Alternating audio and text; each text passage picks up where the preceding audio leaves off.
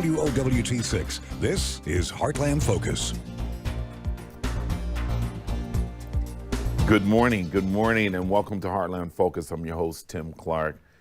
Today joining me is Michael Scott. We're going to talk about his new initiative, Michael Scott Candid Conversations. But more important, we're going to just talk about what he's been up to and really having a candid conversation about what's going on, not only here in Nebraska, but these United States.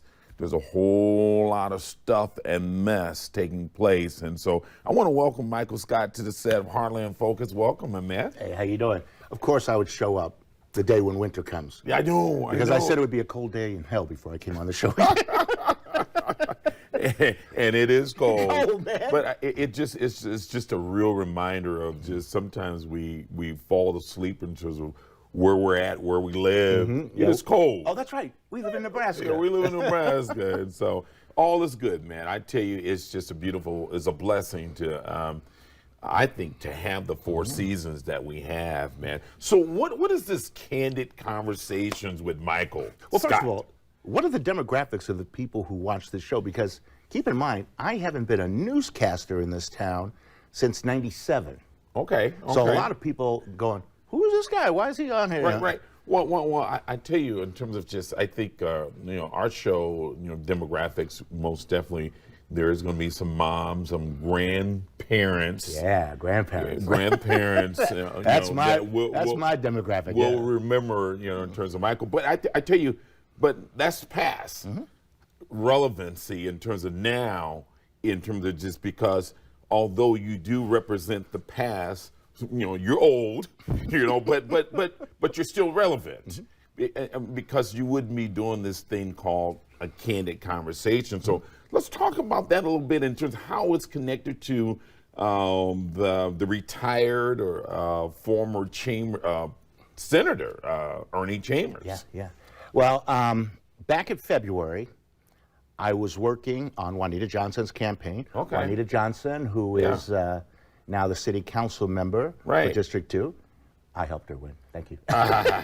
Anyway, I got approached by Gayla Chambers, who is Ernie Chambers' adult daughter. Okay. She's like 60 years old, Okay. I'm really glad you specified adult daughter. I know. Ernie, you don't have any kids, little babies running around here at 84 years old. But go ahead, man. His adult daughter, and she hadn't been in town for a while, so a lot of people said to her, you need to get hooked up with Michael Scott, because what she did was she bought, through grants and everything like that, a 56,000 square foot facility. That's a big building. That used to be owned by OHA. Okay. And it's up there like on 21st and Ames, and she's basically turned it into the EWC, which is the Ernie Chambers Museum and Library and Media Center, which I'm helping her out with, and the deal was that after the election, I would come on board and start working for her. Okay. So Candid Conversations was just twice a month. You were my guest. Yeah. We were like one of my first guests. That's right. Just have somebody in and talk. And have a conversation. Yeah. And if you've got something that's coming up right then, we'll talk about it.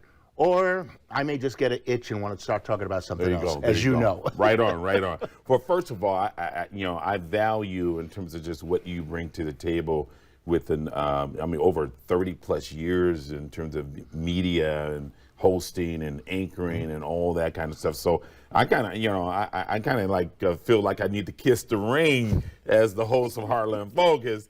And so I appreciate you taking the time to come on. And believe me, I remember in the mid 80s when this young, fresh-faced lad walked up to me and said, AKA Timmy, Mr. Scott, can you show me the way to fame? Yeah, right. That's right. And we do share really experience. I think it's a once in a lifetime experience in terms of both traveled with the group, international renowned group Up With People. That's right. Do you remember the song? Up With People. Man. You meet them wherever. Do you remember you go. Did you guys do Up With People too?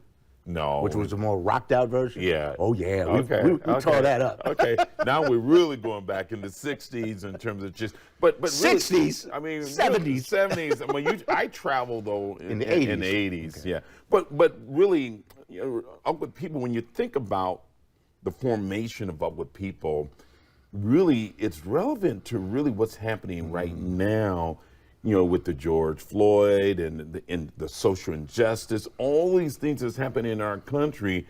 It's really time for awakening. When you think about the call to action that took place in the 60s, how do you see it, the connection there from the 60s in terms of what we're dealing with now, Michael?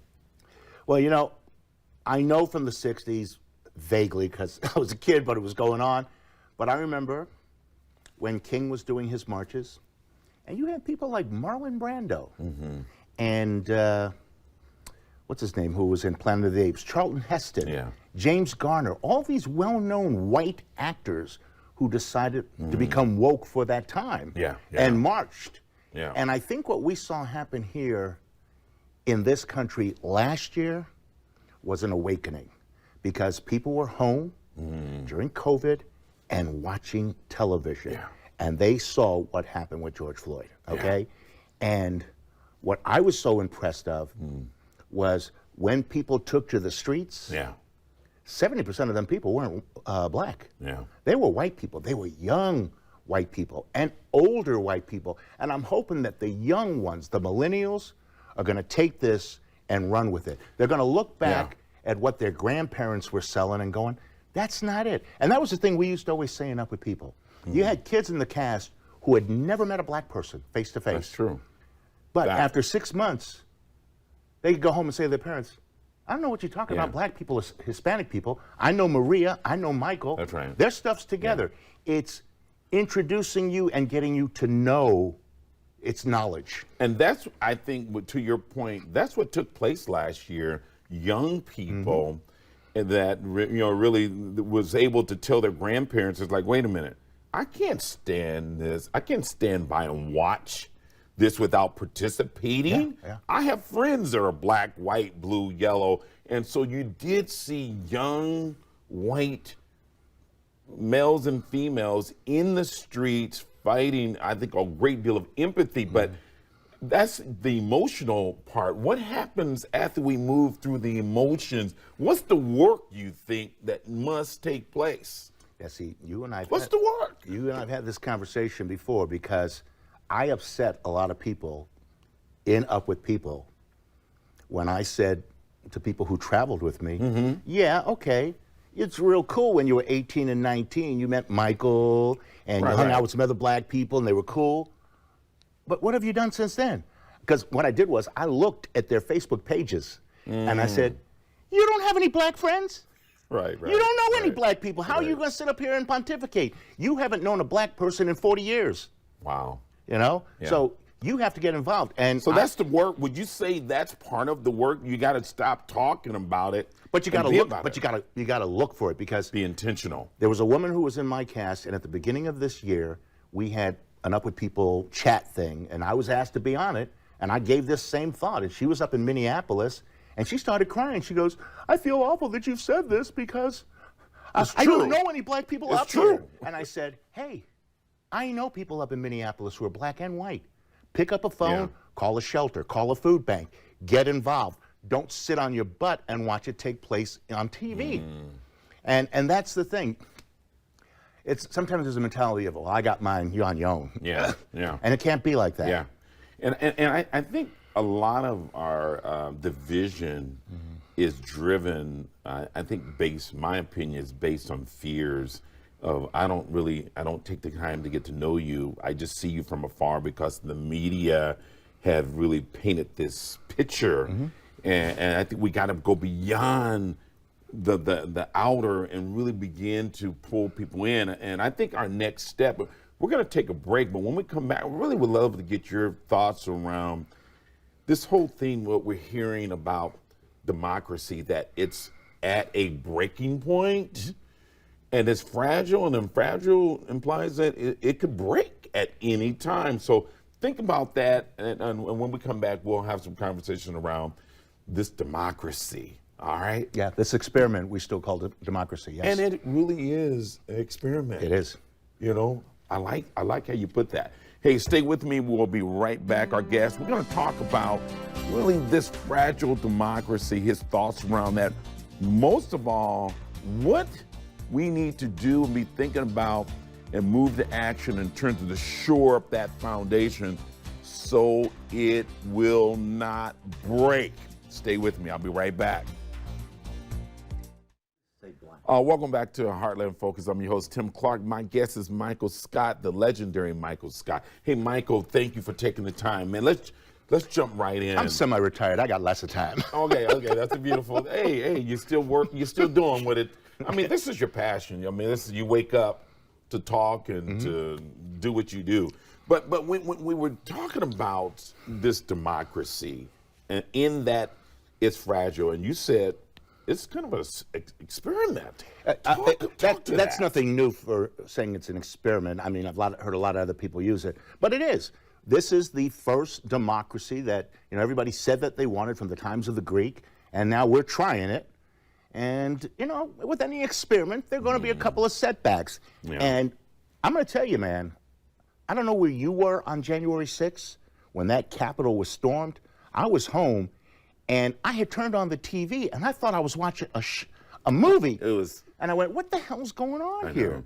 And I'm standing in front of the set. Totally in disbelief. And I'm completely feeling frustrated, inept, angry, because there was nothing I could do to stop what was going on. And how did we get there? How did that day happen? And that's the question right now. How did it happen? And I know this is going to anger some folks out there in this red state, but the people who were part of it are the ones who are standing in the way of the investigation. And we're talking about people who are in office right now and who were in office back then, including Donald Trump. Those shots were being called by him. Everyone's having a hard time going, why is Attorney General Merrick Garland not having arrest?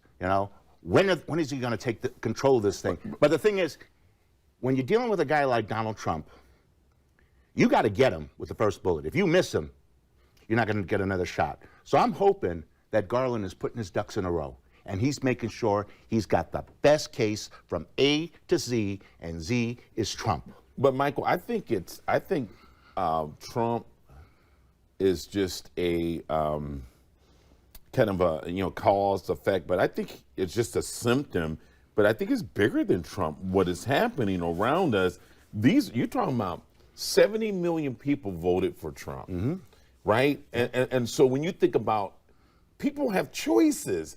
I mean, they had a choice to walk down there and did what they did in terms of our Capitol, and so I think although leadership matters. Now, we talk about leadership all the time. North Omaha, this state, leadership matters. And I think what lesson learned for me is that we cannot take leadership for granted, because there's some people that will look at you and say, you know what, Michael Scott does not have a mustache. And they're looking right at you and, wait a minute, I'm saying, damn, he has a mustache. He's right in front of me. Yeah. Isn't that's what's happening? Facts are not, remember, in 30 plus years in this field, my man, facts matter, right? Facts matter. And I've been doing this since '77. We have moved away from honoring and valuing facts. How do we get back? You know what? We got to go. We got to go back. Okay. To the Civil War. Okay. You got to understand, from the day that we were signing the Constitution, we kept kicking slavery kicking the can down the road. Down the road. Nobody wanted to deal with it. Southerners had their reasons for it. They'll say now that it wasn't to end slavery, but it was, because it was states' right to have slavery, okay? And Civil War came, the South lost, and lost badly. But then the North, in an attempt to be charitable, said, no war crimes, take your weapons, take your horses, go home, start your lives over again. Well, these guys, the war's still going on. It went on through Reconstruction. It went on through Jim Crow. It went on through the 50s. It's still going on. It just went behind the scenes, okay? My father told me in the 60s, he goes, George Wallace, the racist governor, George Wallace was running for the Democratic nomination. My father said to me, again, living up in New York City, my dad said to me, I'd vote for Wallace more than I vote for Nixon because I know where Wallace is coming from. You know? Nixon, if you hear his tapes now from Watergate, I was listening to him 2 nights ago talking to Governor Rockefeller about Attica. Were those blacks? Well, they got to get under control. You know? So my daddy knew, and it's a point. My dad, 1968, was the radicalization of Michael Scott. My dad took me to the Second March on Washington. This was after JFK, not JFK, but Robert Kennedy and Martin Luther King were killed, and Dad said, we are going. And here I am, 12 years old, holding the sign. Right. My homemade sign, yeah. Right. But it's... yeah. So when you think about, and I think that's good conversation, good word. What thoughts that you have in terms of just when you think about, really, your experience and kind of where you're at right now? What can people do that will help us shore up this thing we call democracy? Because I tell you one thing, you don't that whole thing, you don't miss it until it's gone. I don't want to experiment on that in terms of when you think about our civil liberties and our freedoms and our rights and what I've been to. You've been out with people for this opportunity to go around the world. Yeah. We got it going on here in the United States. How do we protect it? Because I tell you, it's at risk. Democrats, Republicans, I think we got to remove in terms of the notion that, one or the other. I think the common ground we're missing, and what something is driving us to the ground, man, right now. I think many people saw January 6th and said, we were about 100 feet away from losing democracy. Because if that mob had gotten their hands on Mike Pence, God only knows what would happen. And you saw the Pence being, hurried away by the Secret Service, and the crowd was like snipping at his heels. Yeah. So, I mean, it can happen that quickly. It can end. And I think what young people and our age people, that's a good point, still need to get involved. If you see something, say something. Yeah. I mean, but I think half of my time on social media is correcting people because they're so quickly to just, somebody sent them something, it got a rise out of them, and then they pushed it on to the next person. But nobody thought, well, let me check and see if this is real. And it's so easy. You just take a line of what was sent to you, Google it, and see if it comes up as a fact. Yeah. But they don't take the time. And many times they're adding an article onto it going, actually, that's not the case anymore. Here's what it is. And you have to challenge your family. Thanksgiving's not going to be fun this year because someone at the table is going to be blaming Joe Biden because they didn't have a turkey, okay? It's not his fault. Right. Keep in mind, too, the people who are having a fit about, inflation and, can't find what I need. Do you remember last year at this time trying to find a roll of toilet paper? Yeah. Okay. That's right. Shelves were picked clean. Chaos. Yeah. Well, I tell you, Michael, there's, I'm hopeful, man, that we can spin out of this. And I think we have to. I mean, we wake up, we can't wake up and lay in the dark and say, dang, it's just, we're going all down the hill. Everything is just going to be crazy. So I live a life of really trying to instill hope. And I think when are you still hopeful that we can get this thing? We can get it right? I know we got some work to do, but is there hope? You got to have hope, man. if you don't have hope, just pull the covers over your head and just go to bed, okay, and don't get up. You always got to have hope. I'm tired of hearing my own voice yelling at the TV screen. But you know what? Come back to this thing. How much time we got here? We go ahead. You were talking about Trump. You got a minute with 60 seconds in it. You talked about Trump, and we were talking about the Civil War was still going on. Trump tapped into that. And last year, you had Asians, you had gays saying, we're not seen on TV a lot.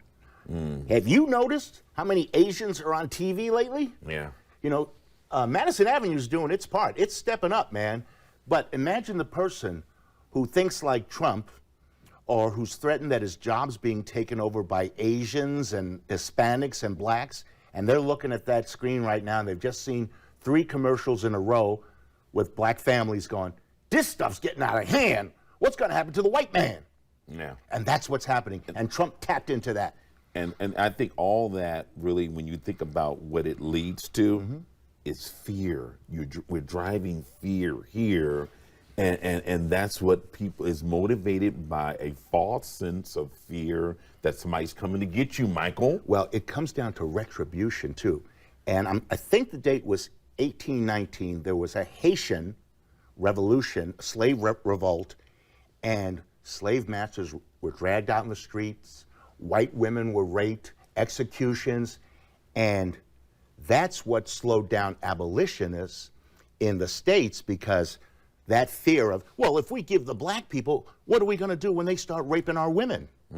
That's what it always comes down to, man. Yeah. We're going to take a break on that. When we come back, Michael, let's talk about, I know something happy? No, health. Your health and my health.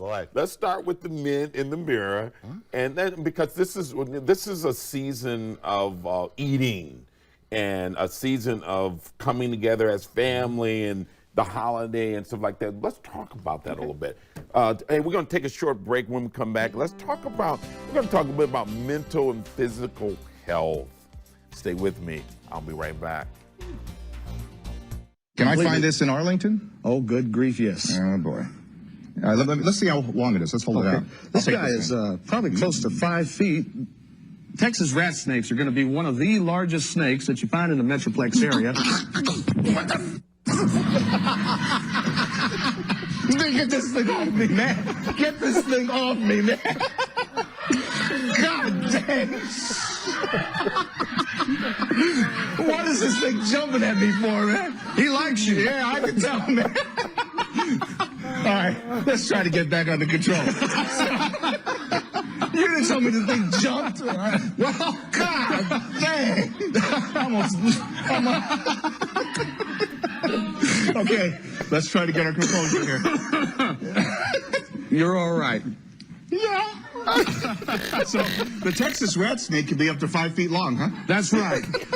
Some of them can get upwards and approach 7 feet.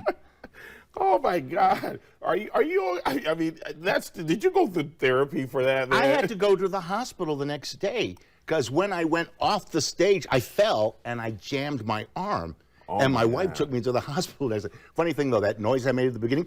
Yeah. My wife was watching at home. She said, "I thought you had been electrocuted." Oh, right. I mean, because you did the shake. I mean, you were like, oh, you know. And I did say, "What the you know Right, what?" right. Yeah, But on I tell live you, TV. I tell you, but your composure and trying to come back. I mean, you had that Tito or Michael Jackson moment. No. You said, "Yeah." That was years. Are you okay? That was Yeah. from years of watching Johnny Carson. Okay. With his animals and stuff. Okay, Yeah. there you go. Hey, man. Well, You wanna talk about we're health? out of time, man. But in terms of we lost a dear friend, Gary Brown. We were at his funeral 2 nights ago. That's right. Yeah, and Gary, we go back almost 25, 30 years. Actually, was my photographer for my wedding, and so That's right. That's right. And you were there at my wedding. forgot. Yeah. So yeah, that was. I just wanted to condolences to the family and really a friend of ours. Great turnout the other night. Yeah. But the thing we need to remember too, Gary, a black man, died from a stroke at the age of 64. Just fell down in the kitchen, and basically 3 days later we lost him. And this whole thing of health, especially for black men, Yeah. You know, I shared some news with you last That's week right. that I got a surprise in the doctor's office Yeah. regarding my kidneys that I've got to deal with right now. And I think part of the problem may be the quarantine. I was drinking 2 liters of regular Coke Wow. a day. Now I'm drinking Coke Zero, the taste of a new generation. Right. Okay, we'll be sure to send them an invoice, okay? Make sure they send me a check for that. little ad. Right. But So when you're thinking, I'm out of time, but I think the health, not only mentally, physically. mentally it's so you know, important right now. and I mean the importance of if people are dealing with mental issues. Well, what do you say to them? I think they got to go get help. They can't. Can they fix it by themselves? no, because at people my age, if they're still dealing with something that they've never got a hold on, you obviously can't do it yourself. Yeah. You need some help. If I can't drive a certain vehicle, I'm going to ask someone to help me. Hey, I'm out of time, man. Okay. And so, hey, just give your last thoughts real quick. Last thoughts. Hey, one thing I always like to say to everybody from all the ends of my shows, and some people tried to rip it off. Until next time, you take care of one another. Now you give me your version. Hey, thanks for tuning in, you guys. Do what's necessary to be good to yourself. Take the time to be good to yourself. I'm out of here. Tim Clark, your host. Copyright. Copyright.